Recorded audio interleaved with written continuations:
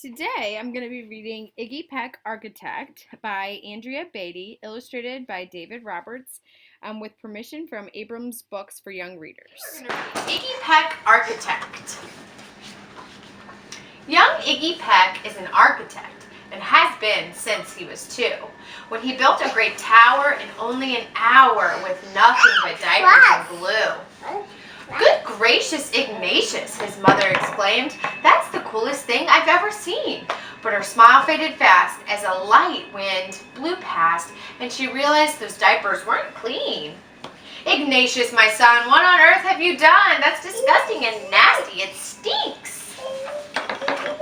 But Iggy was gone. He was out on the lawn using dirt clods to build a great sphinx. When Iggy was 3, his parents could see his unusual passion would stay.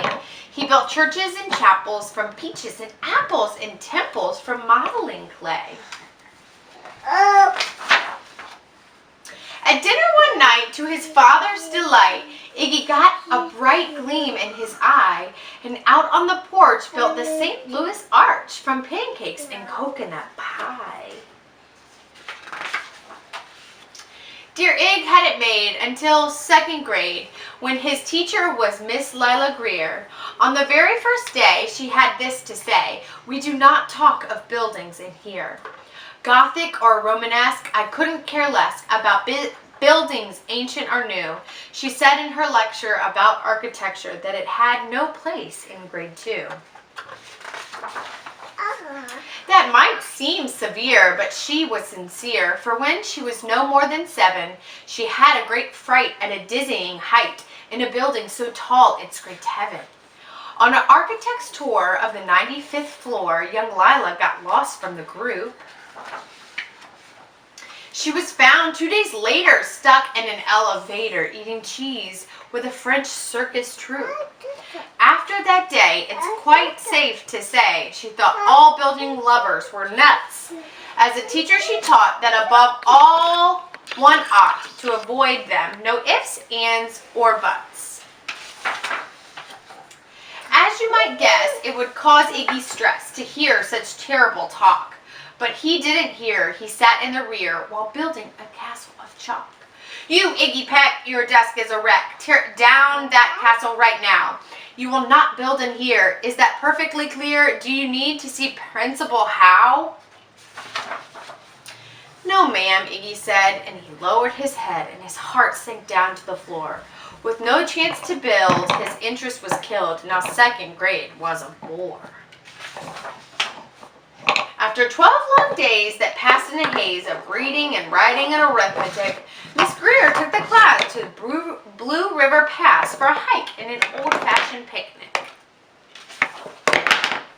They crossed an old trestle to a small island nestled in the heart of a burbling stream, but they no sooner passed than the footbridge collapsed and Miss Lila Greer started to scream. "We're trapped here, oh my, alas kids goodbye." Her eyeballs rolled back in her head. She dropped to the ground with a vague groaning sound, luckily fainted, not dead. The class was amazed. They stood there quite dazed, uncertain of what they should do. But one bright young man was off hatching a plan which started with Miss Lila's shoe. Soon each lad and lass there at Blue River Pass was working together as one. When she came to, Miss Lila Greer knew that something quite grave had been done. She looked in the air and saw hanging there a structure with cables and braces. And on the far side, beaming with pride, were 17 smiling young faces. Boots, root trees, and strings, fruit roll-ups and things, some of which one should not mention, were stretched ridge to ridge in a glorious bridge dangling from shoestring suspension. It all became clear to Miss Lila Greer as she crossed that bridge over the stream. There are worse things to do when you're in grade 2 than spend time building a dream. Now Week at Blue River Creek Elementary in 2nd grade, all the school kids can hear, along with Miss Lila Greer, how the world's greatest buildings were made. The weekly guest speaker in t-shirts and sneakers talks of buildings from Rome to Quebec. Of course, he's the guy who builds towers from pie, that brilliant young man, Iggy Peck. Join me as we build our own cities and become architects of our own buildings.